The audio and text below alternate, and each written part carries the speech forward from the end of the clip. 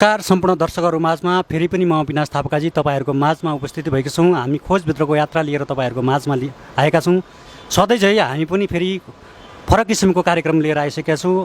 हाम्रो अप्रिल 14 तारिक हिमालय युवा समितिको सांस्कृतिक महोत्सव हुँदैछ। तपाईँहरू सम्पूर्ण दर्शकहरूमा उपस्थितिको लागि अनुरोध गर्न चाहन्छु। हाम्रो नेपालदेखि राष्ट्रिय कलाकारहरू लिएर आउँदैछौँ। सिमरन परिवार हाम्रो गायिका, एकदमै प्रख्यात गायिका, त्यसै गरी हाम्रो लालबहादुर धामी, अछामी बड्डो हाम्रो उहाँ कलाकार पनि ल्याउँदै हुनुहुन्छ, अनि टेकराज भट्टजी पनि आउँदै हुनुहुन्छ। तपाईँहरू सम्पूर्ण दर्शकहरूलाई 14 तारिकको दिनमा आएर मनोरञ्जन गर्नको लागि अनुरोध गर्न चाहन्छु। हामीसँग यस हिमालयन युवा समितिका अध्यक्ष सागर कुमारजी आउनु भएको छ, उहाँलाई कार्यक्रममा स्वागत गर्न चाहन्छु। त्यसै गरी हाम्रो अतिथि हाम्रो नव अतिथि आउनु भएको छ, उहाँ हाम्रो के अरे समीर बोराजीलाई पनि यो हाम्रो खोजभित्रको कार्यक्रममा स्वागत गर्न चाहन्छौँ। हाम्रो हिमालयन युवा समितिको आयोजक समितिका हाम्रा अतिथिजीहरूलाई धन्यवाद। धन्यवाद सर।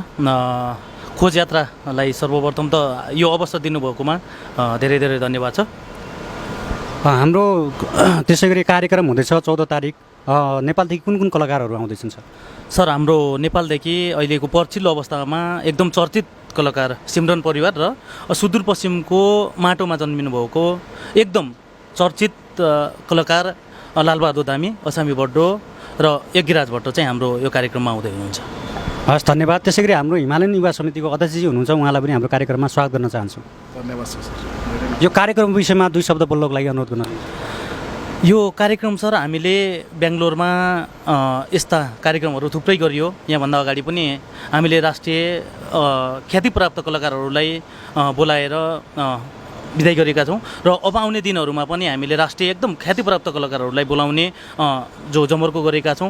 यसमा हाम्रो जति पनि बेङ्गलोरवासी नेपाली आमा बुवा दाजुभाइ तथा दिदीबहिनीहरूलाई सर्वप्रथम त तपाईँहरूलाई हार्दिक निमन्त्रणा गर्दछु। हाम्रो हिमालयन युवा समितिको हाम्रो 14 तारिकमा कार्यक्रम हुँदैछ, त्यो विषयमा हामीसँग उहाँ कार्यक्रमको अतिथिजी हुनुहुन्छ समीर बोहरा, अनि आयोजक हाम्रो युवा समितिको अध्यक्षजी हुनुहुन्छ हाम्रो सागर कुमार, त्यसै गरी हाम्रो समीर बोहराजी हुनुहुन्छ अतिथि। उहाँलाई पनि कार्यक्रमको बारेमा केही आफ्ना कुराहरू राख्नको लागि अनुरोध गर्न चाहन्छु। सर, हामीले यहाँभन्दा अगाडि पनि थुप्रै राष्ट्रिय कलाकारहरूलाई हामीले बेङ्गलोरमा बोलाएर यस्ता थुप्रै कार्यक्रमहरू गरिसकेका छौँ। रामजी खाँड अनि रमेशराज भट्टराई, जुनु रिजाल, रामचन्द्र काफ्ले, यस्ता थुप्रै ख्यातिप्राप्त कलाकारहरूलाई हामीले बेङ्गलोरमा बोलाएर विभिन्न महोत्सव गरेका छौँ। र यस्तै यो महोत्सवलाई पनि हामीले अहिलेका जल्दा बल्दा र ख्यातिप्राप्त कलाकार एकदम सबैको मनमुटुमा बस्न सफल लालबहादुर धामी, अछामी बड्डो र सिमरन परिवार पछिल्लो अवस्थाको एकदम युवाहरूको मनमुटुमा बस्न सफल यो सिमरन परिवारलाई चाहिँ हामीले यो कार्यक्रममा बोलाएका छौँ। र नयाँ वर्षको अवसर पारेर होइन, नेपाली नयाँ वर्षको अवसर पारेर युवा कलाकारहरूलाई बोलाउँदैछु। र बेङ्गलोरवासीहरू तपाईँहरू जति पनि यो बेङ्गलोरमा बसोबास गर्नुहुन्छ नेपाली आमा बुवा दाजुभाइ तथा दिदीबहिनीहरूलाई तपाईँहरूलाई यो कार्यक्रममा एकदम खुसी र हर्ष उल्लासका साथ तपाईँहरूलाई स्वागत गर्न चाहन्छु। तपाईँले यो कार्यक्रम गर्दै गर्दा जस्तै नेपालदेखि राष्ट्रिय कलाकार बोलाउँदै हुन्छ, यहाँ चाहिँ प्रवासको ठाउँमा छ, कतिको सहज छ यो कार्यक्रम गर्नुको लागि? सर, अब सहजको कुरा गर्दा पक्कै पनि सहज छैन, किनभने नेपाल जस्तो ठाउँमा हाम्रो आफ्नो जन्मभूमि हो, त्यो ठाउँमा पनि सहज हुँदैन भने त हामी पक्कै पनि प्रवासमा छौँ। हरेक चिजहरू यहाँ हामीले गर्नुपर्ने हुन्छ होइन।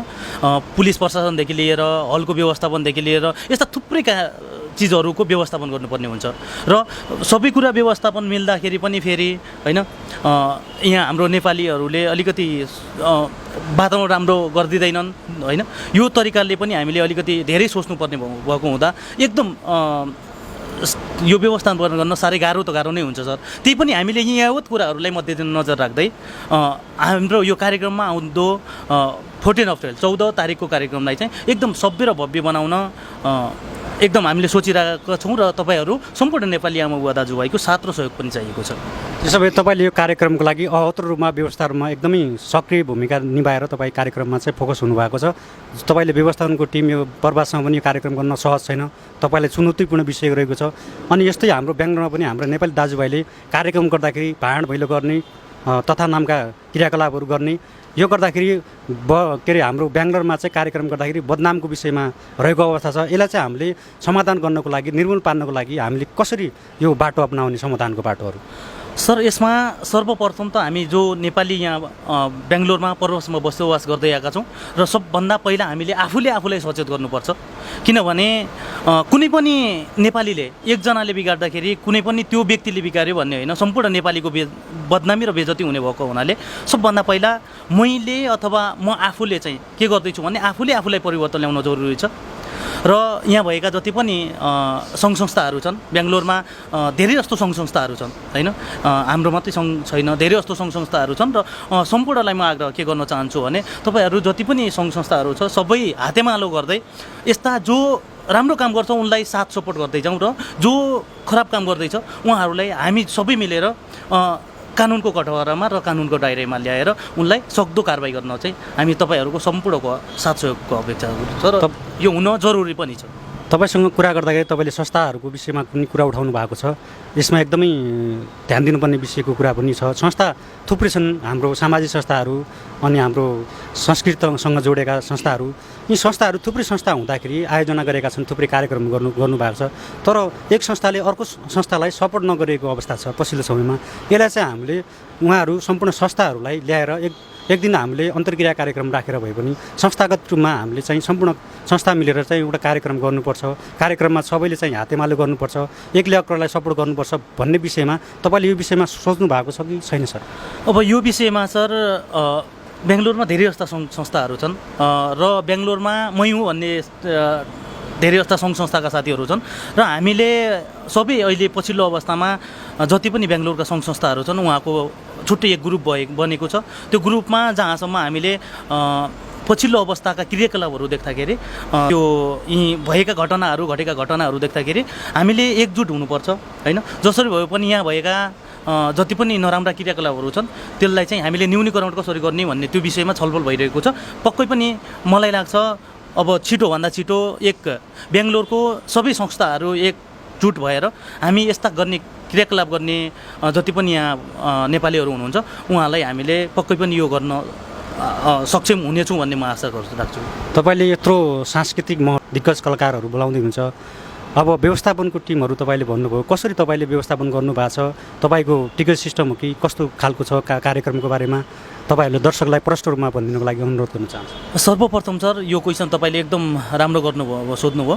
अब पक्कै पनि सर अब राष्ट्रिय कलाकारहरू बोलाएपछि त्यति सजिलो हुँदैन, बिना टिकट भन्ने कुरा अलिकति गाह्रो नै हुन्छ। हरेक चिजका व्यवस्थापन गर्नुपर्छ, यहाँ पुलिस प्रशासनदेखि लिएर हलको व्यवस्थापनदेखि लिएर हरेक चिजमा पैसा लाग्ने भएको हुनाले हामीले फ्री गर्ने त गरेका छैनौँ, हामीले टिकट सिस्टम गरेका छौँ। र बाँकी अब स्थानीय कलाकारहरूलाईदेखि लिएर हामीले जति पनि यहाँ बेङ्गलोरमा भएका स्थानीय कलाकारहरूलाई पनि हामीले चान्स दिएका छौँ सर। राष्ट्रिय कलाकारहरू आउँदा सर त्यत्तिकै आउँदैनन्, उनीहरूलाई पनि हामीले भाडा गाडी फ्लाइटको टिकटदेखि लिएर आते जाते टिकटदेखि लिएर होटेलको व्यवस्थापनहरू सबै हामीले गर्नुपर्ने भएको हुनाले केही टिकटको व्यवस्था गरेका छौँ सर। धन्यवाद। अनि नेपालदेखि राष्ट्रिय कलाकार बोलाएर यहाँ चाहिँ हामीलाई पारिश्रम पनि दिएनन्, यता हामीलाई चाहिँ सहज वातावरण भएनन्, हामीलाई अलिकता त्यो कुरामा गर्नुभएको छ भन्ने कुरा धेरै संस्थाले गरेका कार्यक्रमबाट हामीले सुन्नमा आएको छ। यो कुरा साँच हो कि कतिको जायज कुराहरू सर? सर अरूको हामीलाई थाहा भएन होइन, तर जति पनि हामीले आयोजना गरेका कलाकारहरू जति पनि हामीले आयोजना गरेका कार्यक्रमहरूमा यस्तो तपाईँले पाउनुहुने छैन। बेङ्गलोरको कुनै पनि कार्यक्रममा हामीले आयोजना गरेका कार्यक्रमहरूमा यस्ता कहिले पनि भेटिएका छैन। हामीले यदि यो भएको तपाईँहरूलाई कसैले पनि यदि तपाईँहरूलाई अथवा हामी कसैले पनि गर्नुहुन्छ भने हामी सजाय भोग्न तयार छौँ, किनभने उहाँहरू त्यत्रो मिहिनेत गरेर होइन यहाँसम्म नेपालदेखि यहाँसम्म आउँदै हुनुहुन्छ भने उहाँको घाँसबास कबासको र एकदम सेफली जसरी हामीले उहाँलाई यहाँ लिएर आएका थियौँ त्यसरी नै हामीले घर नपुग्नसम्म हाम्रो जिम्मेवारी रहनेछ र अहिलेसम्म यो भएको पनि छ। हामीले यहाँभन्दा अगाडि पनि सर थुप्रै राष्ट्रिय कलाकारहरू बोलाएका छौँ, यो पहिलोचोटि होइन धेरै योभन्दा अगाडि पनि हामीले धेरै राष्ट्रिय जस्तै होइन सालको हामीले हरेक सालमा 5-6 कार्यक्रमहरू गरिरहेका छौँ। यस्तो कार्यक्रम यस्तो अहिलेसम्म हाम्रो सुन्नुभएको छैन होला।